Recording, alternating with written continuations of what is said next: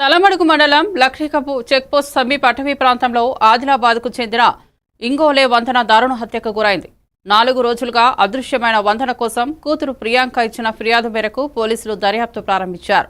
భర్త శంకర్పై అనుమానంతో విచారించగా హత్య చేసినట్లు ఒప్పుకున్నారు. శనివారం శవాన్ని గుర్తించారు. సంఘటనా స్థలాన్ని డీఎస్పీ జీవన్రెడ్డి, సే కరుణాకర్ రావు, ఫణిధర్, డాక్టర్ లావణ్య పరిశీలించారు.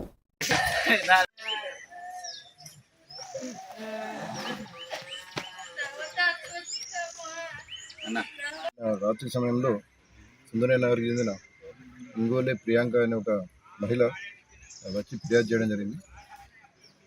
వాళ్ళ నాన్న ఇంగోలే శంకర్, వాళ్ళ అమ్మ ఇంగోలే వందన 2వ తారీఖు నాడు ఉదయం 11 గంటలకు ఇంటి నుండి వెళ్తూ వాళ్ళ మా అమ్మకు హెల్త్ బాగుంటలేదు, ఇక్కడ ఆయుర్వేదిక మెడిసిన్ మరియు పూజలు చేపిస్తాయని చెప్పి వాళ్ళ నాన్న తీసుకెళ్ళినట్టు చెప్పడం జరిగింది.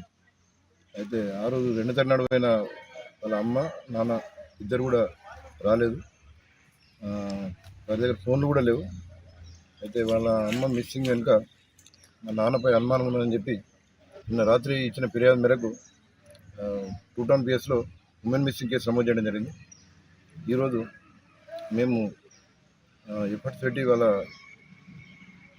కంప్లైంట్ వాళ్ళ నాన్న ఇంగోలే శంకర్ను ఈరోజు అదుపులో తీసుకొని విచారించగా అతడు వాళ్ళ భార్య అయిన ఇంగోలే వందనను 2వ తారీఖు నాడు ఇంటిలో నుండి పూజ చేపిస్తా, ఆమె హెల్త్ బాగుంటుందని చెప్పి నమ్మించి ఇక్కడ లక్ష్మీపూర్ తలమడుగు మండల శివారులోని ఫారెస్ట్లో ఆమెను తీసుకొచ్చి ఒక కొబ్బరికాయ, కొంచెం పసుపు, మిల్క్ ప్యాకెట్ ఇవి తీసుకొచ్చి పూజ చేసినట్టు చేసి ఆమెను నమ్మించి ఆమెపై బండరాళ్ళు, ఒక 5 బండరాళ్ళు ఆమె తలపై, శరీరంపై వేసి మర్డర్ చేసినట్టు చెప్పడం జరిగింది.